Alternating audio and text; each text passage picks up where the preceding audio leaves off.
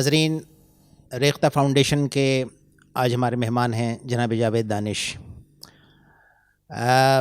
جن لوگوں کا تعلق ڈرامے کی دنیا سے ہے اور داستانیں دیکھتے اور سنتے ہیں وہ ان کے نام سے بخوبی واقف ہیں.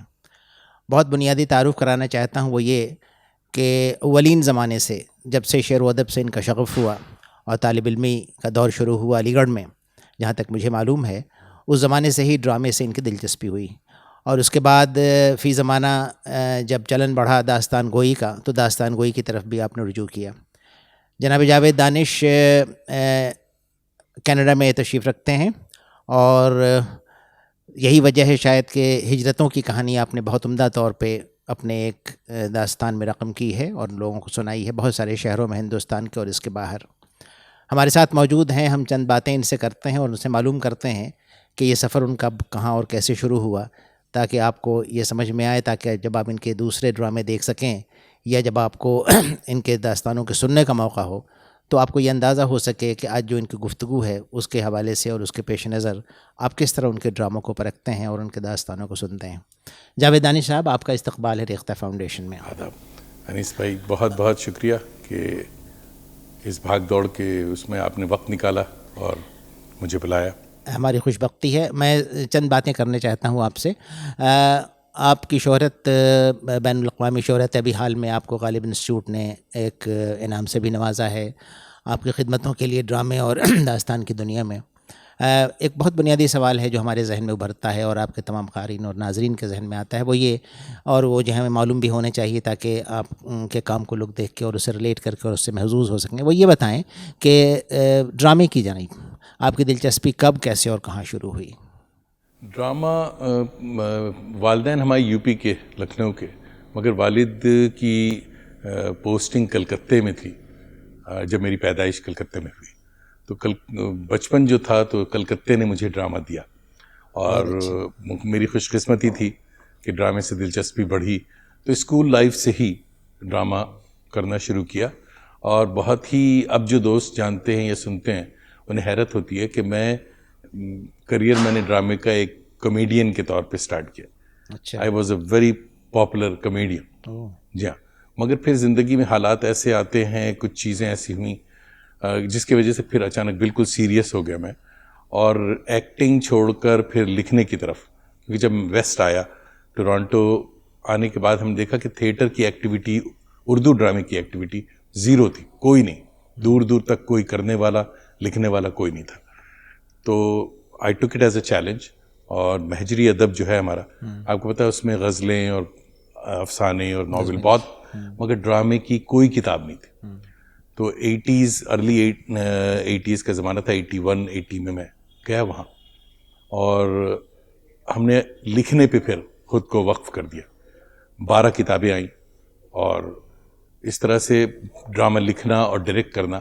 مگر جو کلکتے کا یا دلی علی گڑھ کا جو ماحول تھا وہ ذرا سا لیفٹ ٹرینڈ کے ڈرامے، اس پہ میں کام کر رہا تھا، اور جو یہاں کا اسٹائل تھا. مگر باہر جانے کے بعد سارا کا سارا ایمفیسس جو تھا وہ امیگرینٹ پرابلمز اور مہاجروں کی زندگی پہ وہ ہوا. تو اس طرح سے وہاں ڈرامے جو لکھے وہ بالکل الگ طرح کے ڈرامے تھے. پہلی کتاب آئی ہجرت کے تماشے، جس میں ڈرامے سارے کے سارے مہاجروں پہ.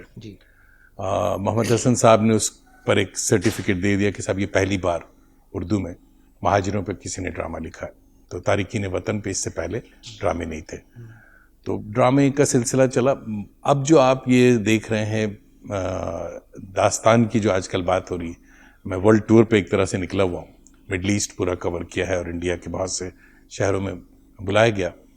تو یہ میرے لیے یہ بھی ایک چیلنج تھا کہ 30 سال کے بعد، بگ گیپ آف 30 ایئرس، 30 سال کے بعد مجھے پھر کہا گیا کہ صاحب آپ ایکٹنگ کریں. اس کی وجہ یہ تھی کہ جو اسکرپٹ لکھا، وہ اسکرپٹ جب میں نے اپنے ایکٹرز کو دیا کہ آپ وہ کریں، تو ان میں سے کوئی بھی ایسا نہیں تھا جو کمفرٹیبلی اس کو وہ کر رہا تھا. تو مجھ سے کہا گیا کہ بھئی آپ کی ہی اسکرپٹ ہے، آپ نے ہی لکھا ہے، تو آپ پھر سے ایک بار ایکٹنگ شروع کریں. تو آپ نے دیکھا کہ وہ جو داستان ہجرتوں کی ہے، تو کوئی 30 سال کے وقفے کے بعد میں اسٹیج سے جڑا ہوں، اور جہاں جہاں جا رہا ہوں وہ بہت پسند بھی کیا جا رہا ہے. تو بنیادی طور پہ ہمارا جو اوڑھنا بچھونا ہے وہ تھیٹر ہے اور ڈرامہ ہے. یہ 30 سال کا وقفہ یعنی ایک بہت بڑا ہے. آپ نے کہا کہ ایک یعنی سمجھیے ایک نیا چولا آپ نے پہنا اور ایک نئی شروعات کی ایک طرح سے. میں یہ جاننا چاہتا ہوں کہ آپ مختلف شہروں میں گئے ہندوستان کے اور ہندوستان سے باہر، آپ نے بتایا کہ گلف میں بھی. تو یہ جو آڈینس ہے آپ کی، جو لوگ آپ کو دیکھتے ہیں اور سنتے ہیں، ان کے ریسیپشن کے بارے میں آپ کا کیا کہنا ہے؟ اچھا، اس کا جو بیسٹ ریسیپشن آپ جانتے ہیں کہ ریلیٹ وہی کر سکتا ہے جو خود مہاجر ہو یا تارکین وطن ہو. تو مڈل ایسٹ میں اور باہر جو جتنے بھی شوز ہوئے، پرفارمنس ہوئی، تو دے ریئلی گاٹ کنیکٹڈ اور لوگ روئے ہیں، اس لیے کہ ان کی کہانیاں تھیں.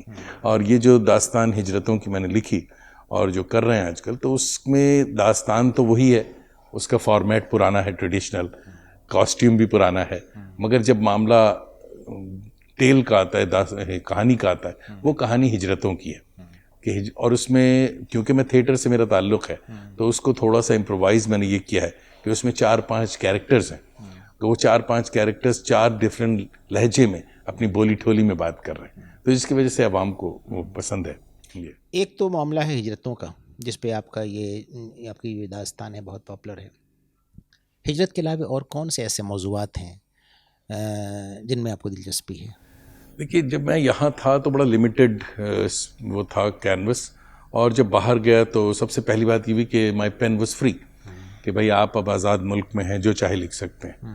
اردو میں تجربات بہت ہوئے ہیں، مگر جو موضوع ہم لوگ وہاں لکھ رہے ہیں اس پر یہاں چیزیں کم ہیں. اب ہم نے ایڈز پہ ایک ڈرامہ لکھا، تو جب یہاں بات کی تو لوگ دے ور ناٹ کمفرٹیبل کہ بھائی اس کی ایڈز کے اوپر بات چیت اتنی نہیں. یا پھر میں نے ٹرانسجینڈرز پہ ڈرامے لکھے.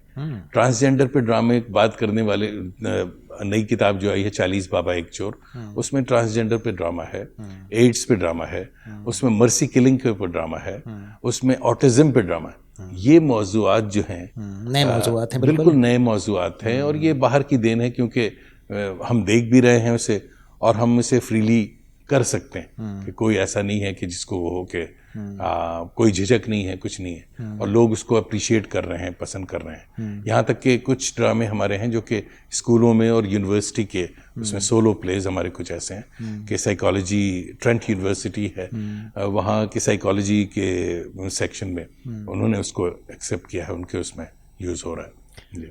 اچھا، یہ جو ہندوستان میں موضوعات ہیں وہ ظاہر ہے کہ وہ نہیں ہیں جن کا ذکر بھی آپ نے کیا، جو لکھنے والے ہیں یہاں پہ، اور آپ نے جن موضوعات کو چنا ہے اپنے ڈراموں کے لیے یا اپنی داستان کے لیے، یہ ظاہر ہے کہ نئے موضوعات ہیں، اور ان کا ایک یعنی تناظر بھی ہے، ایک پس منظر بھی ہے، اس لیے کہ آپ جہاں پہ ہیں وہاں کے یہ بہت اہم موضوعات ہیں.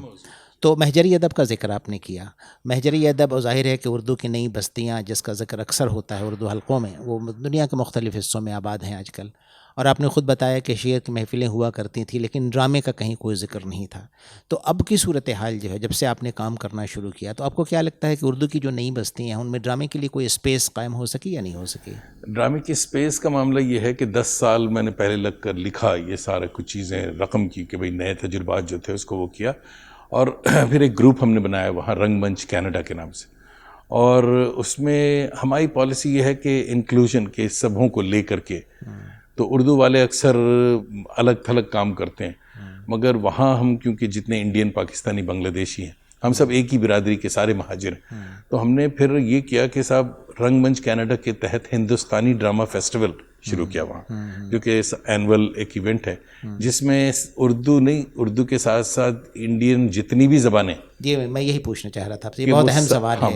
بہت ہی اچھا. تو اس میں بنگلہ، ہندی، اردو، انگلش بھی، اور یہاں تک کہ تیلگو، ملیالم، اور سب سے انوکھی بات یہ کہ سنسکرت کا بھی ڈرامہ ہم لوگوں نے وہاں پروڈیوس کر دیا. تو وہ ایک بہت ہی اچھا یہ تھا دور تھا. اور اس لوگ اردو والے ہمارے جو ہیں ان کو بڑی فکر ہونے لگی کہ بھائی یہ تمل کا کہاں یار تم ڈرامہ دکھا رہے ہو، یہ ہم لوگوں کو نہیں سمجھ میں آتی. تو ہم نے ان سے یہ بتایا کہ بھائی ذرا سا تحمل کی ضرورت ہے. تمل والا بھی یہی شکایت کر رہا تھا کہ یار تم نے اردو کہاں ہمارے سر پہ لاد دی. تو مگر پھر 10 سال 15 سال گزر گئے تو لوگ اب انہوں نے ایکسیپٹ کر لیا اسے، اور دونوں ہر طرح کے ڈرامے وہاں ہو رہے ہیں اور وہ کر رہے ہیں، دیکھے جا رہے ہیں. مگر آج کی تاریخ میں بھی 25 سال گزر گئے، دوسری کتاب آ گئی ہجرت کے تماشے کا سیکول ہم نے لکھ دیا. یہ 40 بابا ایک چور میں وہی کیریکٹرز ہیں جو کہ ہجرت کے تماشے میں تھے, اور میں یہ دکھانا چاہ رہا ہوں کہ 20 سال کے بعد یہ سیٹلمنٹ کا معاملہ تو ان کا سیٹ ہو گیا, روٹی روزی سیٹلڈ ہے, سب ہے, لڑکیوں کی شادی ہو گئی, بچوں کی, مگر اس کے بعد یہ سیٹلمنٹ کے بعد جو مسائل ہیں کہ صاحب اب سائیکولوجیکل پرابلمس ہیں, اب ڈیورس کا پرابلم ہے, سنگل مدر کا پرابلم ہے, اور ان سب کے ساتھ ساتھ جب نفسیاتی چیزیں بڑھتی ہیں تو اس میں سب سے زیادہ جو لوگ اپارچونسٹ ہوتے ہیں وہ بابا بن کر سامنے آتے ہیں, اور وہاں بھی کہ وہ ہندو بھی اور مسلمان بھی ایک سے آ گئے اور وہ ان کے علاج کرنا چاہ رہے ہیں. تو یہ سب مل جل کر کے یہ بھی نیا موضوع تھا کہ وہ جو سیٹل ہو چکے ہیں اب وہ کیا کر رہے ہیں اور کیسے. محجری ادب جس کا ذکر بہت ہونے لگا ہے آج کل, خاص طور پہ پچھلے 2 دہائیوں سے بہت ذکر ہو رہا ہے, اردو میں بھی اور انگریزی یا دوسری زبانوں میں بھی. یونیورسٹیوں میں پڑھایا جا رہا ہے ایک موضوع, اور ایک باضابطہ ایک سبجیکٹ کے طور پہ ادب کے شعبوں میں اور زبان کے شعبوں میں. میرا خیال یہ ہے کہ 3 باتیں ہیں محجری ادب میں, ڈیاسپورک لٹریچر جس کو آپ کہتے ہیں. اس ڈیاسپورا میں 3 باتیں ہیں. ایک تو ہسٹری ہے, بہت امپورٹنٹ تاریخ, وہ اجتماعی تاریخ ہے, ثقافتی تاریخ ہے, اور آپ کی اپنی ذاتی تاریخ ہے اس کے اندر شامل. دوسری یہ ہے ایک میموری ہے, آپ کی یادیں ہیں آپ کے ساتھ, آپ یہاں سے جب تشریف لے گئے, اور جتنے لوگ بھی نوسٹیلجیا جس کو کہیے, تو یہ 2 اس کے بڑے اہم حوالے ہیں. میرا خیال یہ ہے کہ ان دونوں کے حوالوں سے ایک نئی متھ کریٹ ہوئی ہے, اور وہ متھ ہے کہ آپ اپنی جگہ کیسے متعین کرتے ہیں باوجود اس کے کہ آپ کی جڑیں وہاں نہیں ہیں جہاں آپ موجود ہیں. میں نے کہیں ایک بار یہ لکھا کہ یہ جو مہاجر ہوتا ہے وہ 3 اسٹیجز میں ہجرت کرتا ہے. جیسے آپ کسی آڈیٹوریم میں جائیں تو پہلے آپ اس کے زینوں پہ ہوتے ہیں, اس کے بعد اس کے فوئر میں آتے ہیں, اور اس کے بعد آپ ہال میں داخل ہوتے ہیں. پھر آپ کو یہ احساس ہوتا ہے کہ جب تماشا شروع ہو گیا اسٹیج پہ, ڈرامہ ہو رہا ہے, تو آپ کو یہ اندازہ ہوتا ہے کہ آپ برابر بیٹھا ہوا آدمی وہ آپ کا اپنا کوئی دوست, کوئی رشتہ دار یا کوئی آپ کا ہم وطن نہیں ہے.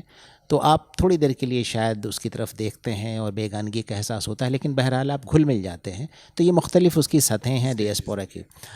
تو یہ جو موضوعات آپ نے چنے, اور ڈیاسپورا کی جو 2-3 قسمیں, میرا خیال ہسٹری ہے, میموری ہے, اور اس سے ایک متھ نیا تیار ہو رہا ہے.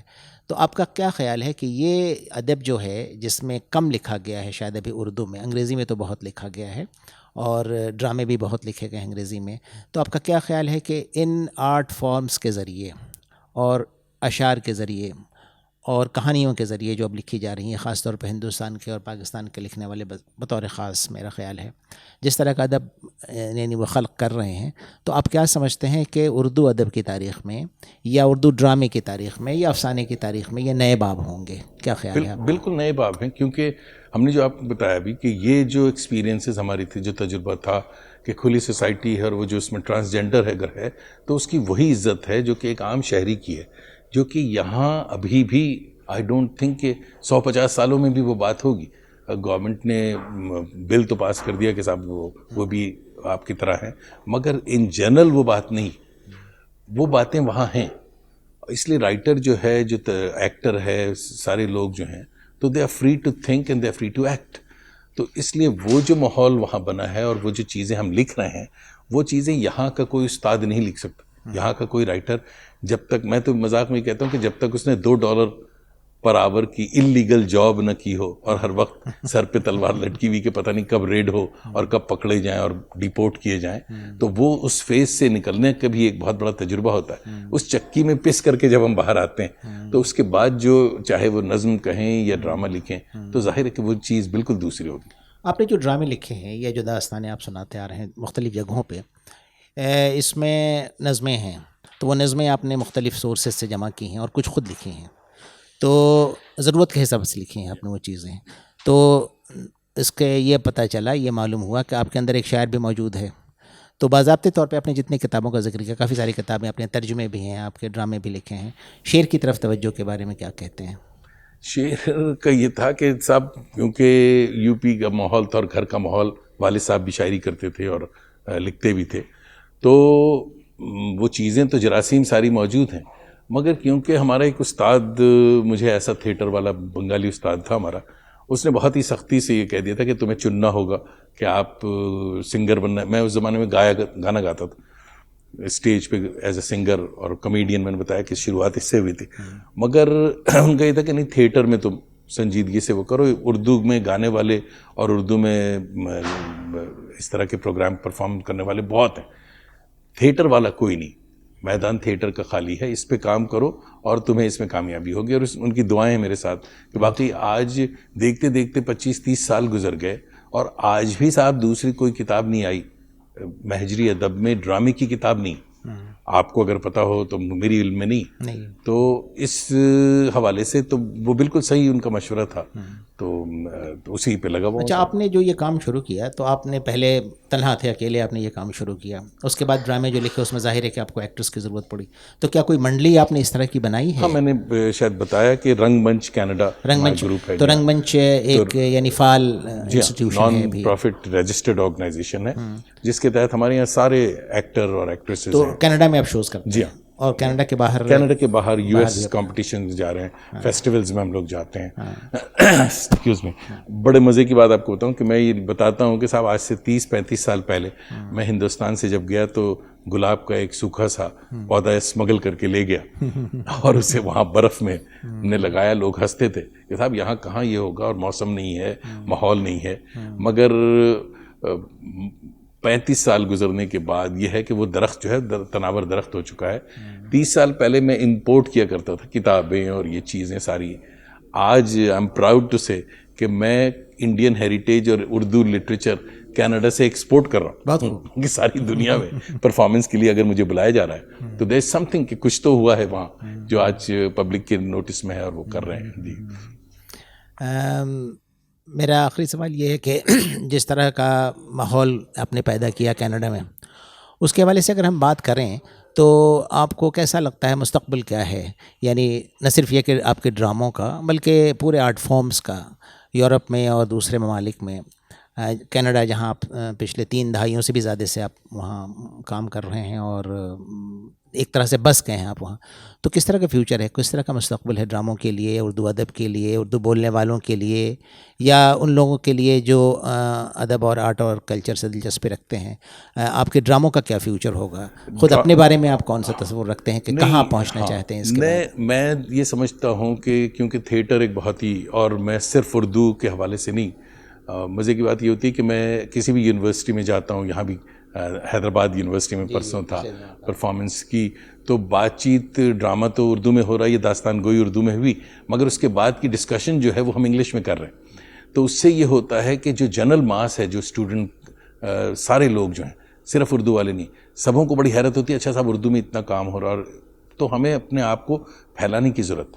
باہر بھی یہ ہے کہ ہم صرف اردو والے تک محدود نہیں, ہم نے تو خیر بہت زیادہ وہ پھیلا لیا ہے. شروع یہ ہوا تھا کہ 30-35 سال پہلے لوگ جو شاعری واعری شروع کی لوگوں نے شوقیہ, تو ان میں سے اکثر وہ گل و بلبل کی بات کرتے, بلکہ آج بھی وہ گل و بلبل کی بات بہت سے کر رہے ہیں. ان کو اندازہ ہی نہیں ہے کہ صاحب ڈائسپورا میں ہمیں کچھ اور بھی یہاں کی تہذیب کی بات کرنا ہے.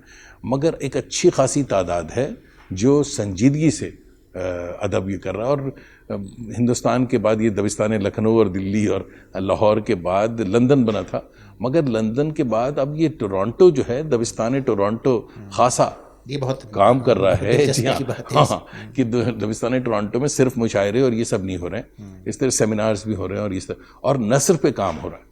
میں نے اچھے فکشن والے ہیں, اچھے رائٹرز یعنی کہانیاں لکھ رہے ہیں, ناول لکھ رہے ہیں اور ڈرامہ لکھ رہے ہیں. ظاہر جاوید صاحب ٹورنٹو تو ایک بہت بڑا مرکز ہے, کتنے لوگ ہوں گے اندازاً آپ کے شوز میں آنے والے یا دلچسپی رکھنے والے ان آرٹ فارم سے؟ آرٹ فارم میں یہ ہے کہ کوئی 100-200 کی مجمع میں ہم لوگ جاتے ہیں, کیونکہ بڑا ہال جو ہے وہ بہت ایکسپینسو ہے, کمرشل اتنا نہیں ہے. اور آج بھی اردو والے جو ہیں وہ ٹکٹ ڈرامے کے حوالے سے اتنے وہ نہیں ہیں. وہ ہمارا معاملہ کیونکہ بچ گیا کہ فیسٹیول کر رہے ہیں اور سب زبان والے ہیں, تو اس لیے 100-200 لوگ جمع ہو جاتے ہیں جی, اور ٹکٹ لے کر کے وہ ڈرامہ دیکھتے ہیں جی. اور میں نے تو یہ بھی ایک کیمپین چلایا تھا کہ بس $10 کا ٹکٹ لیں آپ اور ہم 10 ڈرامے دکھائیں گے. تو فیسٹیول میں 10 بہت انوویٹیو بات ہے یہ تو اس سے لوگوں کو جو دوسرے لوگ ہیں وہ بڑے انٹرسٹڈ ہیں, وہ کرتے ہیں. ہمارے اردو والے ماشاءاللہ آپ کو پتہ ہے کہ ان کو وہ سب ریزرویشن رہتی ہے کہ صاحب وہ دوسرے زبان دیکھ کے کیا کریں گے, اور یہ تو مگر بات بڑھ رہی ہے آگے اور کر رہے ہیں لوگ پسند. جی جاوید صاحب, اس سے پہلے کہ میں شکریہ ادا کروں, میں ریختہ کی جانب سے آپ کو نیک خواہشات پیش کرتا ہوں. جو کام آپ وہاں کر رہے ہیں اور بہت زمانے سے کر رہے ہیں, ہماری دعا ہے اور ہماری نئے خواہشات آپ کے ساتھ ہیں. ہم یہ چاہتے ہیں کہ یہ کام جو آپ نے سنبھالا ہے خاص طور پہ انڈین ڈیاسپورا کو وہاں پہ ایک نئی کانشیسنس دینے کا اور ان کے لیے ایک ایسا موقع اور ایک ایسا پلیٹ فارم آپ نے فراہم کیا ہے جس میں ان کے لیے خود جینے کے سامان آپ نے فراہم کیے ہیں, جو بہت اہم کام کیا ہے آپ نے. تو ہماری نئے خواہشات آپ کے ساتھ ہیں اور ریختہ کے سفر میں میرا خیال ہے کہ آپ ہمارے ساتھ ہوں گے اور اگلے سفر میں ہم آپ کے ڈراموں کو دیکھیں گے بھی اور انشاءاللہ آپ کی داستان گوئی سے بھی محسوس ہوں گے. آپ کا بہت بہت شکریہ. بہت بہت شکریہ صاحب.